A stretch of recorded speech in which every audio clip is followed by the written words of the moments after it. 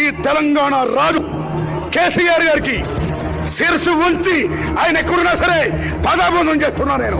మా తెలుగు వాడు కూడా ప్రైమ్ మినిస్టర్ ఆఫ్ ఇండియా అయి భారతదేశాన్ని, మన ఫెడరల్ రాష్ట్రాలని, మన తెలుగు జాతిని, మన సౌత్ ఇండియా లాంగ్వేజ్ ని కాపాడే నాయకుడు కావాలి. అది కేసీఆర్ గారు కావాలని సభాముఖతని కోరుకుంటున్నా.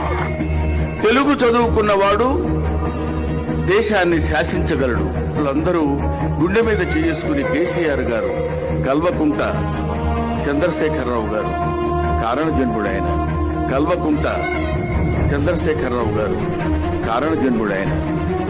ఒక్క మాటలో చెప్పాలంటే, ఏ ఊరికి అందరూ పొగుడుతున్నారు కాబట్టి నువ్వు కూడా పొగట్టడానికే వచ్చావా అనొచ్చు. పొగడ్త వేరు, ఉన్న విషయం చెప్పటం వేరు. ఉన్న విషయం అంటే 9 మంది సంతానం తర్వాత చంద్రశేఖరరావు గారు ఎందుకు పుట్టారు అంటే, ఇదిగో ఇందుకు.